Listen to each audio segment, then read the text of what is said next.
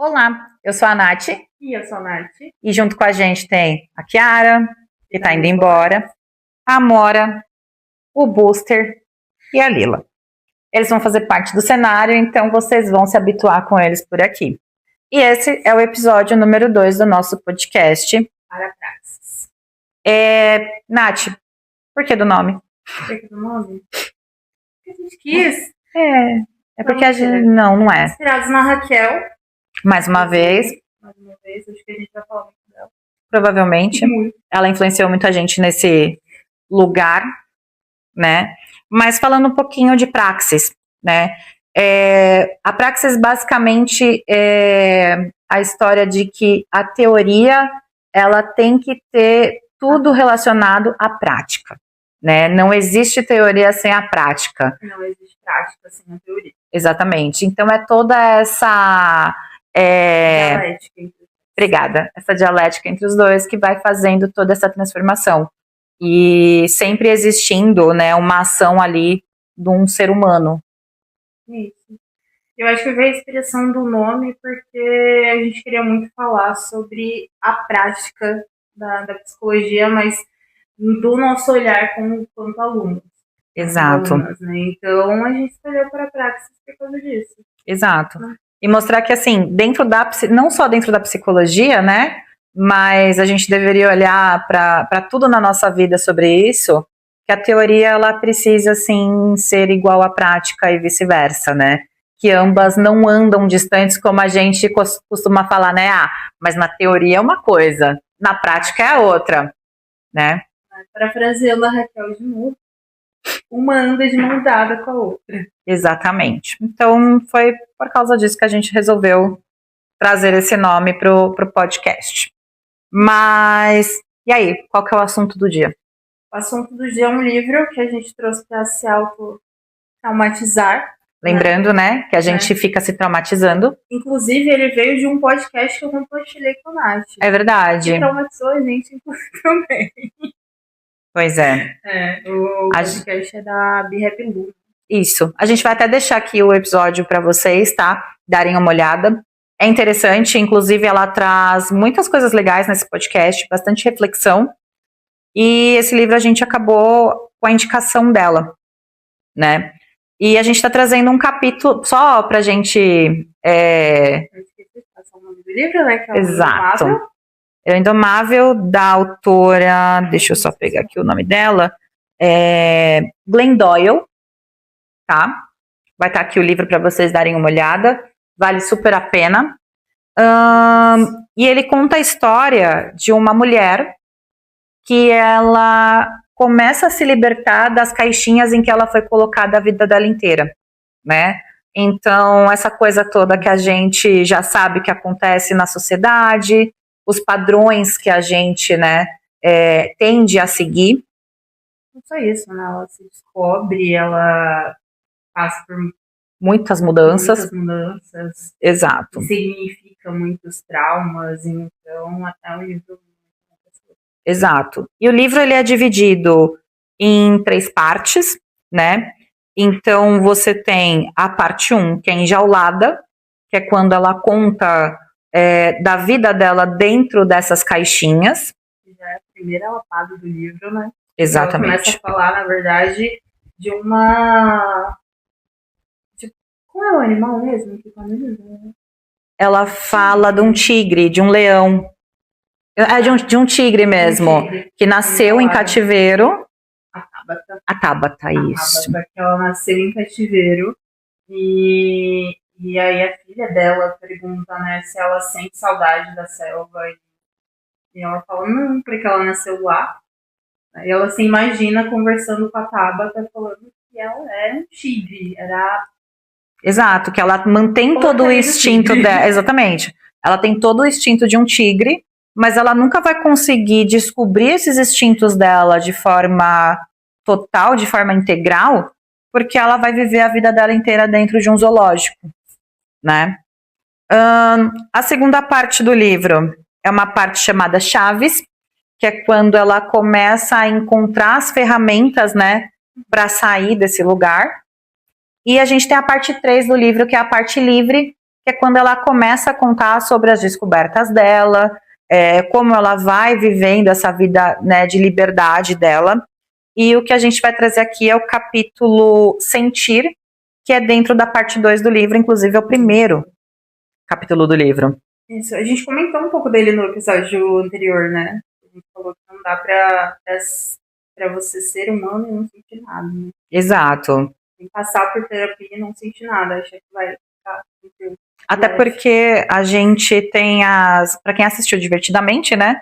A gente tem as emoções básicas, né? Alegria, tristeza, raiva, ansiedade, qualquer outra que eu não lembro. O tédio. O tédio. Mas enfim, gente, vergonha. E sabe o que é o pior? Eu não assisti Divertidamente.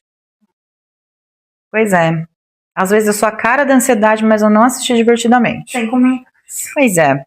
E assim, todo ser humano tem esses sentimentos básicos. E a gente não pode inibir isso, mas a gente aprende ao longo da vida que a gente é obrigada a inibir. Então você não pode sentir raiva. Travou.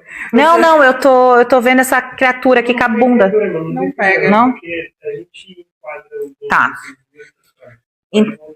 Então, assim, a gente aprende, né, desde criança que a gente não pode sentir raiva, que a gente não pode se sentir frustrada, que sentir medo também não é legal. Inclusive até a própria ansiedade, né? Sim, a ansiedade é a pior dela. E ela faz parte do ser humano. Quanto sociedade a gente é ensinado assim que não pode sentir, né? Nós, quanto mulheres, não pode se mostrar demais. Os homens, quanto homens, não podem chorar porque é errado, não pode demonstrar medo porque é errado, e por aí vai. Exatamente. Então, nesse livro, nesse capítulo, né, do livro, ela traz muito essa questão do sentir mesmo, né? E até num parágrafo aqui que a Nath trouxe enquanto nós estávamos conversando, que é justamente quando ela vira e fala, né? Antes que aquela mulher me contasse, eu não sabia que todos os sentimentos são para sentir. E aí? Cara, esse capítulo me pegou muito porque a gente para muito nessa de não posso sentir, né? E somos humanos, a gente tem que sentir. Não é à toa que existem tantas pessoas hoje em dia procurando um psiquiatra, né, para se entupir de remédio e se anestesiar do que está acontecendo. Não só essa questão do psiquiatra, mas acho que não, abuso mesmo de drogas, sejam ela... abuso até mesmo da rede social, né? A gente acaba tendo esse problema. Só o cotoquinho aqui. Velho, sossega o cu, velho. Ô, velho. Eu parei de fazer carinho nele, ele saiu do lugar. Voltando, né? Volta a sua conclusão aí. Tá. Bom, não é à toa que tantas pessoas hoje em dia procuram, né, auxílios de psiquiatra em relação a remédios para se entorpecerem, para anestesiar tudo isso que deveriam tá sentindo, né? Mas o próprio uso das redes sociais, às vezes, uma forma de você sair do mundo, né? Sair daquilo que você está sentindo. Exato. Não é à toa que você tem aí influenciadores gigantescos que, se a gente for pensar, não tem relevância em conteúdo útil nenhuma, mas é uma forma de você ver um estilo de vida que você gostaria de ter, né?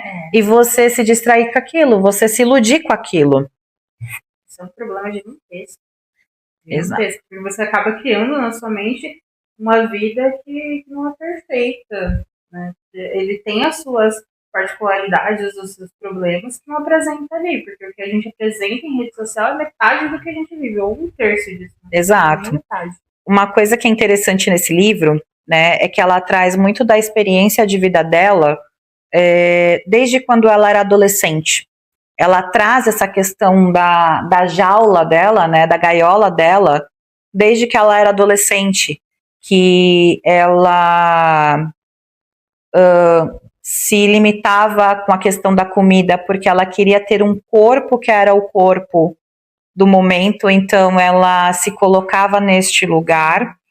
E ela fala muito no livro que quando ela era até a fase da primeira parte da fase adulta dela, né? Ela descontava na comida, ela via na comida. Kiara. Não, precisa continuar.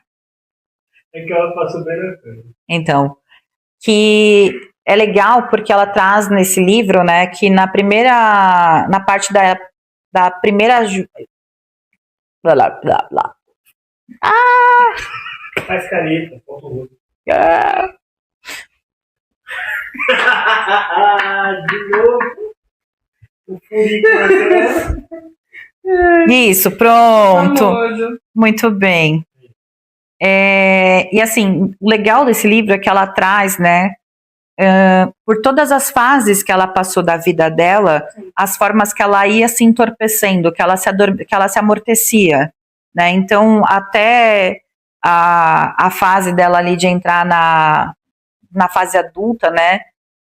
Até ali os 18, 19 anos, ela usava a comida como escape, né? Ela comia, ela tinha compulsão alimentar, então ela comia até ela se sentir adormecida.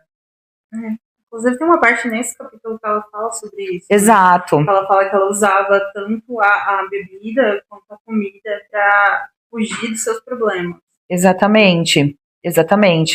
E ela só começou a frequentar os alcoólicos anônimos porque ela descobriu que ela estava grávida.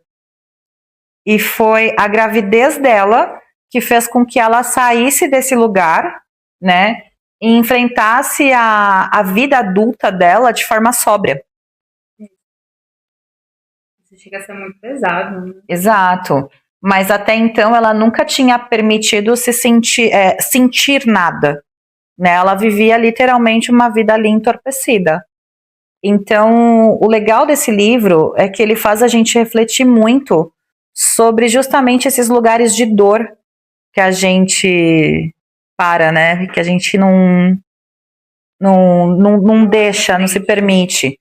Eu até, umas semanas atrás, eu vou até achar aqui, eu tinha postado um recorte desse livro no meu Instagram, que eu acho que foi um recorte que me pegou muito, né? Que ela fala o seguinte, bom, talvez eu esteja tentando estar bem. Talvez tudo que eu faça é tentar estar bem. Talvez eu tente mais do que qualquer outra pessoa, né? E a psicóloga dela fala para ela, talvez você devesse parar de tentar estar bem. Talvez a vida não seja estar bem, talvez nunca esteja. Talvez bem não seja o objetivo certo. E se você parar de tentar tanto estar bem só e vivesse? Eu acho que a gente esquece muito mesmo, né? Essa questão do viver, de tentar... Eu acho que é muito uma coisa que eu vi esses dias, que é a gente patologizar tudo. Né? A internet, ela trouxe essa luz para a questão psicológica e tudo mais, principalmente na época da pandemia, porque começou a falar-se mais de saúde mental, porque a saúde mental de todo mundo foi para casa do cacete, né? Quem que não bateu um pino ficando isolado?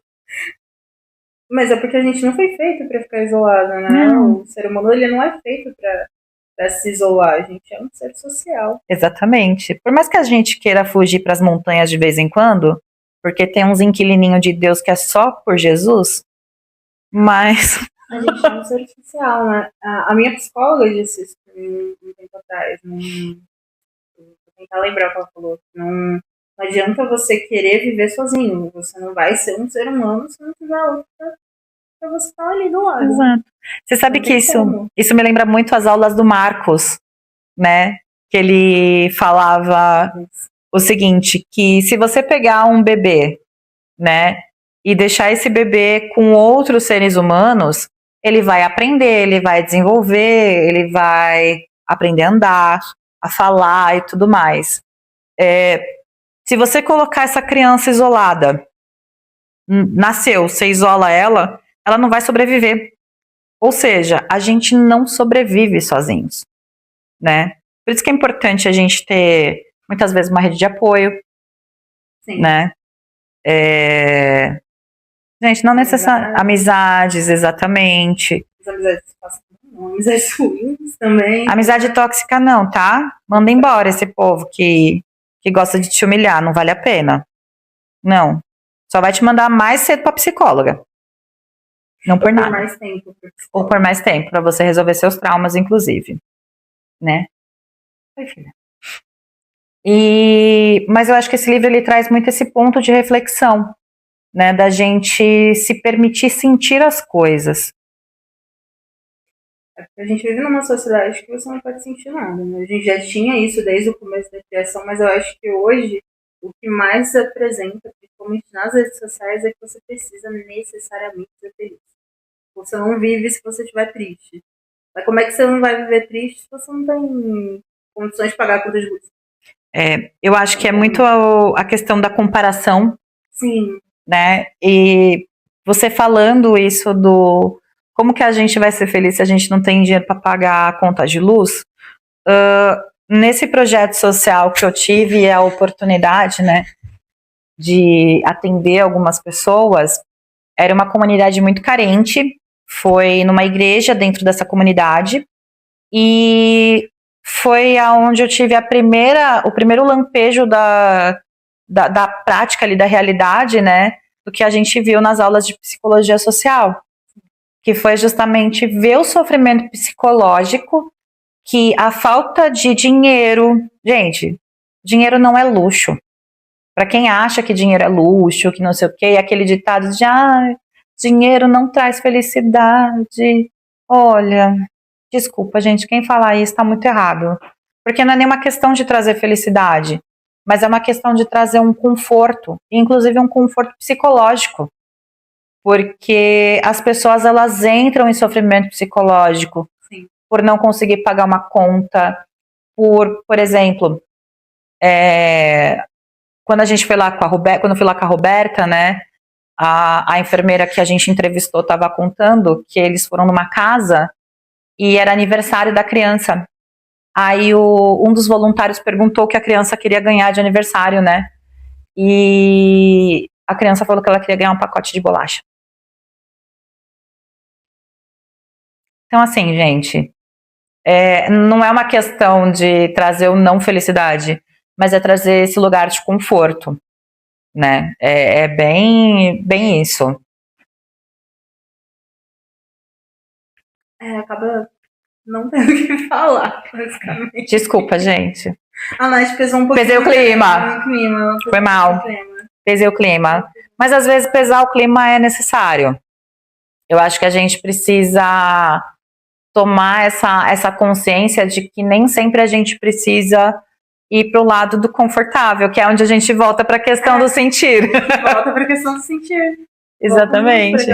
Porque até a gente, no nosso mundinho, a gente foge do sentir, né? Eu compartilho muito com a Nath que eu tenho muita tolerância à dor. Então, várias vezes, se a psicóloga ouvir, ela vai brigar comigo depois, né? Mas várias vezes ela entra nessa questão de falar algo para ela e voltar, porque eu não quero me enfiar naquela questãozinha que dói, que machuca. E a gente faz muito isso, né? Não só falando das pessoas que querem mostrar o seu melhor, mas a gente também não quer sair do nosso pior, né? A minha psicóloga fala muito disso, que até o desconfortável vai ser a sua zona de conforto. É a história do furor de merda, né? É a história do furor de merda. Você tá na merda, mas você tá quentinho, né? Tá confortável. Tá confortável. Então tá tranquilo. Mas é isso. E voltando até um pouco, você falando das redes sociais, né? Eu acho que uma coisa que a gente também pode falar em relação a essa questão do sentir ou não, são esses coaches do final do mundo. Ela vai pesar o clima de novo. Ah, gente. Desculpa, aquela galera do Clube das 5, que você tem que ser produtivo, que você tem que isso, que você tem que ser aquilo. Cara, eu acho que é um negócio tão desnecessário. Vem a questão da frustração, né? Óbvio. A gente tem que sentir frustração mesmo, porque muitas vezes é nesse lugar. Exato. A gente não tem as mesmas 24 horas. Exatamente. É importante dizer, viu, gente? Ninguém tem as mesmas 24 horas. Não queira comparar as 24 horas de um milionário com uma pessoa que ganha um salário mínimo. É injusto. É simplesmente injusto, né? E assim, você começa realmente a se sentir frustrado porque você não consegue seguir aquilo que as pessoas ditam, né? Tem um psicólogo, inclusive, que ele é muito famosinho aí na rede social. Óbvio, não vou falar nomes. Mas ele é aquele cara do Clube das 5. Do ser sempre produtivo, do acordar às 5 da manhã, treinar, ler um livro, não sei o quê, pipipi, popopó. Não rola. Sabe? Não é possível. Exato. Essa semana eu tô me batendo a semana inteira pra acordar, pra ir pra academia, eu até acordo, mas eu não saio da cama. Porque a cama tá mais gostosa que a academia. Aí eu vou enfrentar a academia às 6 horas da tarde cheia, né? Mas, enfim, é isso. Então, assim, eu acho que as pessoas elas têm que começar realmente a sentir mais e, principalmente, se respeitar. Eu acho que a gente cai nesse lugar, né, do autorrespeito. Eu acho que o livro traz muito isso. Tem 2 partes do livro aqui que eu até marquei para trazer, que fala muito fala exatamente o que você está falando agora. Ser totalmente humano não tem a ver com seguir felicidade, com sentir felicidade. Tem a ver com sentir tudo.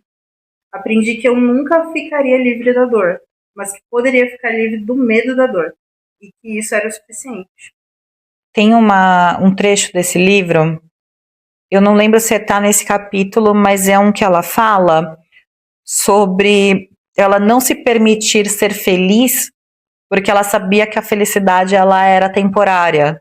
Então, quando a avó dela abraçava ela não se permitia se sentir aconchegada na avó. Quando a gatinha dela ronronava e vinha pra cima dela pedir carinho, ela também não gostava, porque ela sabia na cabeça dela aquilo ia acabar. Gente, que loucura. Você não permitir ser feliz porque você sabe que aquilo é finito. É meio bizarro, né? A cabeça do ser humano é meio doida. Mas a gente também tira uma possibilidade, né? Porque por mais que aquilo seja finito, a gente tem outras possibilidades de ter um outro tipo de felicidade. Exato. Então, assim, o legal do livro mesmo é que ela traz muito essa reflexão, e eu acho que, óbvio, homens convidados a lerem o livro, né? Mas eu acho que ele cabe muito para o público feminino, porque é justamente de você olhar para o lado que não é porque você é mulher que você tem que se limitar àquilo que a sociedade impõe para você, né? É um outro ponto que ela traz muito forte no livro, né? A descoberta dela, né? Exato. Como pessoa, né? A descoberta do que ela sentia, mas sim como pessoa. Exato. Bom, só dando um spoiler do livro, pode? Pode. Ela é uma mãe de 3 filhos. Ela, com 40 anos, ela já tinha 3 filhos, né? Inclusive, se eu não me engano, 2 eram adolescentes. Sim. E ela tinha um casamento que não ia bem. Ela descobre a traição do marido dela, né? E por ela se colocar nesse lugar de ter que ser boazinha demais, né? A mulher que obedece, a mulher que está sempre abaixo do marido, a boa mãe que faz tudo pelos filhos e tudo mais, ela acaba por perdoar essa traição. Só que durante uma convenção que ela participa, ela se descobre apaixonada por outra mulher. Ela se apaixona perdidamente por essa mulher. É o famoso amor à primeira vista. Exato. Foi literalmente isso. Foi literalmente isso. E ela começa a ver que tem até uma parte do livro que ela fala, né? Eu nasci para cuidar de uma mulher, eu nasci para estar do lado de uma mulher. E é quando ela começa, literalmente, a parte 3 do livro, né? Que ela começa realmente a se libertar.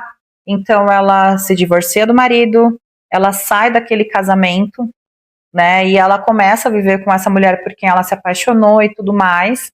E ela vai contando todas as descobertas que ela teve ao longo dessa outra fase da vida dela, né? Mas exato, a gente volta para esse capítulo que a gente trouxe do sentir. Exato. Porque foi dentro dessa fase dela descobrir que ela precisava sentir tudo que ela passa para se entregar, se permitir sentir esse amor. E também a não perdoar o marido. Exato. Na realidade, ela fala, né, que assim, ela pode perdoar, mas não é porque ela perdoou que ela é obrigada a aceitar. Que ela é obrigada a concordar com o que aconteceu, né? E é muito esse lugar da gente sair do lugar da boazinha, do que perdoa tudo, né? Ela sentiu a raiva dela, ela sentiu tudo que ela queria sentir ali em relação ao marido, e até mesmo em relação aos filhos, né? E é muito engraçado porque ela conta muito sobre uma filha dela, que é uma pessoa muito... como que eu posso dizer? É do capítulo do Urso Polar. É que ela é muito sentimental. Ela sente tudo. Ela sente demais. E ela inferniza a mãe dela, porque numa aula da escola, ela descobre que os ursos polares estão morrendo por conta do clima, por conta desse aquecimento global. E ela perturba a mãe, até que a mãe mande um e-mail, comece a participar de ONGs que ajudam ursos polares e tudo mais. Ela tenta enganar a filha, e a filha se toca que não foi aquilo e tudo. E através da filha dela, que mais uma vez a gente volta para essa questão do sentir, que ela começa a sentir realmente a questão, né, do tipo, pô, minha filha tá preocupada com o negócio, por que eu não vou me preocupar? É muito... Gente, de verdade, sim, é um livro que é interessantíssimo. Acho que vale muito a leitura. Bastante. Prepare os lencinhos, porque... Leva pra terapia. Porque em muitos pontos deles a gente acaba se identificando, né? Eu tenho um ponto desse livro que eu me identifiquei muito. Deixa eu pegar aqui. Que, cara, pra mim foi um belo de um stabef na cara, né? Que ela fala assim... Livro é um grande stabef na cara. Eu e a Nath, a gente só tem livro assim na nossa coleção. Os que são só stabef na cara, né? Mas, basicamente, ele fala assim, né? Não sei se a aflição está tentando me proteger ou me assustar. Não sei se ela me ama ou me odeia, se é boa ou se é ruim. Só sei que seu papel é me lembrar constantemente do fato mais essencial da vida, que é: isso vai acabar. Não se apegue demais a nada. Então, quando fico calma demais, confortável demais, próxima demais do amor, a aflição me lembra. Ela sempre vem em palavras: ela vai morrer. Ou em imagens, uma ligação, um velório.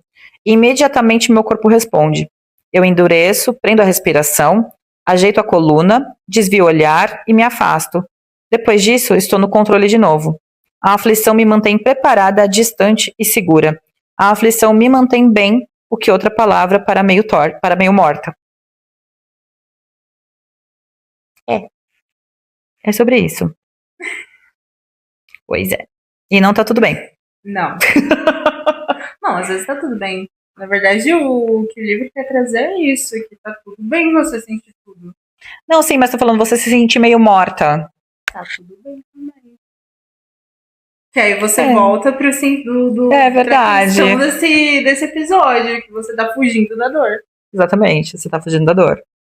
Exato. É. Você fica ali meio anestesiada no limbo, né?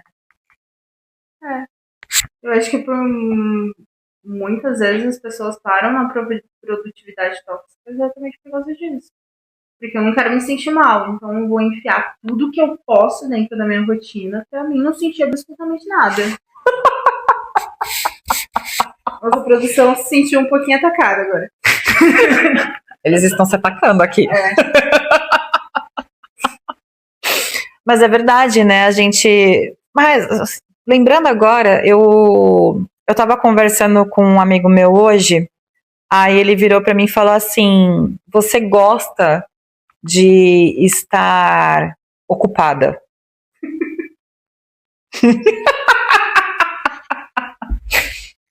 E a resposta que eu dei pra ele foi: Só eu sei o que a minha cabeça desocupada pode fazer. Mas eu entendo que sou eu me anestesiando de não sentir algumas coisas, né? De não pensar em muitas coisas, né? Por exemplo, eu tenho uma vida amorosa de centavos. Ela sabe. Ai, E os dois aqui também, vamos entrar nesse assunto. né? Então, assim, uma forma de eu me manter ocupada é realmente eu ter uma rotina muito preenchida, para eu não ter que me preocupar com isso, para eu não ter que olhar para esse lugar. Cláudia, eu te odeio. Que você me faz pensar nessas coisas. Mas é muito isso, essa questão, né? Do eu estar sempre ocupado, do eu estar sempre fazendo algo, justamente para eu não pensar em algumas coisas, para ignorar coisas, né? E uma coisa até que eu trago em relação a isso é quando a gente começa a se ocupar do problema do outro. Sim. Porque é uma forma da gente não se ocupar do nosso. Nosso problema. E aí a gente entra numa outra lapada da psicologia, que é o que te incomoda no outro, ele vem de você. É o que tá dentro de você. Pois é. Nosso querido Freud. Freud explica. Freud explica. Muito. Por isso. É por isso que as pessoas adoram uma fofoca. Exatamente, porque você vai cuidar da vida do outro, né? Mas muitas vezes o que o outro tá trazendo pra você é o que você se incomoda. Exatamente. Né? Exato. Cara, basicamente é uma lapada meio dura essa. Você se vê no outro e você rejeitar aquilo que você é no outro. É muito isso que a gente faz. Porque a gente volta a falar do que eu não quero sentir. Porque se é vergonhoso pra mim, né? Vamos falar assim, vergonhoso pra mim sentir aquilo, eu vou criticar do outro. É mais fácil, né? Mais tranquilo. Eu não Exato. faço, como é que eu vou enxergar em mim? Né?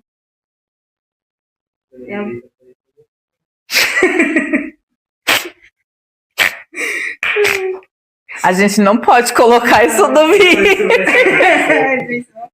Isso não pode entrar no vídeo. Bom, pra gente finalizar aqui, o que a gente pode trazer da faculdade para esse tema, das nossas aulas desse semestre? Acho que as aulas da Priscila. As aulas Biologia. de biologia. Né? Porque ela passou muito pra gente que sentir é algo biológico, né? Não dá pra gente fugir disso. Né? A gente sente dor de barriga porque algo tá errado, a gente sente uma Dor de cabeça. porque algo tá errado. A própria ansiedade, né? Exatamente. A ansiedade, ela não é um distúrbio, na verdade. A ansiedade é pra nos mostrar que algo tá errado. É uma proteção, né? Uma proteção, na verdade. Ela só se torna um distúrbio quando a nossa cabeça olha e, ao invés de pensar que o leão vai ser um problema, a gente acha que conversar com alguém vai ser um problema. Exatamente. Mas a ansiedade, ela vem para justamente garantir a nossa sobrevivência, né? Sim. Ela é justamente isso. E é onde a gente pode olhar para essa questão do ignorar, né? A gente ignora uma dor de cabeça, a gente ignora a tal da ansiedade, o desconforto. A gente ignora o desconforto. Exato. A gente ignora algo que a gente está sentindo que é de errado e a gente simplesmente enfia algo produtivo e enfia para debaixo do tapete. Exato. Então, assim, se você conhecer aquele boy esquisito no Tinder e você sentir um desconforto, não vai no date. Puxa. Porque vai dar ruim. É muito isso. É a gente realmente começar a ouvir mais os nossos sentimentos, os nossos sentidos. O nosso corpo, ele fala. Né? Exatamente. Fala muito. Ela fala assim, na verdade. O nosso Fala. corpo demonstra aquilo que a gente tá sentindo de errado. E às vezes é a sua cabeça te avisando que não vai dar certo. Exato. O seu corpo demonstra. Exato. Então, gente, acho que a dica do dia é essa, né? Ela disse no próprio livro, né? Sinta Exato. Então, assim, gente, se tiver que. Sabe aquela história de ai, eu sou CLT, eu não tenho tempo pra chorar? Querida, arruma tempo pra chorar. Chora no ônibus. Sabe? Chora no banho, entendeu? Tá fazendo agachamento na academia, chora no agachamento. Ou vai achar que tá chorando de dor. Mas chora. Porque realmente é essencial a gente sentir. Não fiquem colocando pra debaixo do tapete, porque isso muitas vezes vai somatizar e ele vem pra você em forma de doença. Isso pode causar um distúrbio ou uma doença que tem até um nome, né? Que É psicossomática. psicossomática, isso. Ou Exatamente. doenças psicossomáticas.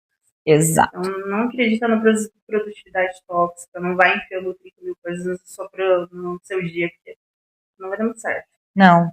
O capitalismo te lasca em alguns momentos, infelizmente. É aquele meme, o capitalismo falhou, falhará. E vai continuar. Exatamente, vai continuar falhando. Né? Afinal de contas, é algo que não se sustenta. E não vai ser você, alecrim dourado, que trabalhando, sei lá, 50 horas semanais, vai conseguir fazer isso dar certo. Então, assim, momento que você tiver que descansar, descansa, sabe? E não fica naquela apurrinhação de ai, eu tô aqui sentada, mas eu podia estar lavando uma louça. Querido, a louça vai estar lá depois. Mas também não abusa do descanso, né? Porque senão a gente passa pra... É tudo um grande depende. Né? Porque tem um Voltamos limite. pro depende. Volta pro depende. Tem um limite. Se você é produtivo demais, vai te causar um problema. Mas se você não aproveita o seu tempo, né, o seu ócio, vai te causar um outro problema. Sim. Né? E a gente volta para o problema das redes sociais, que é de causar até a produtividade no seu ócio. Aí tá o Bobby Goods pra falar.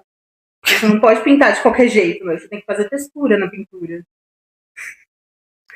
Pô, é só pintar de qualquer jeito. Você sabe que você me lembrou de uma coisa que vem um pouco nessa história aí do casa com isso?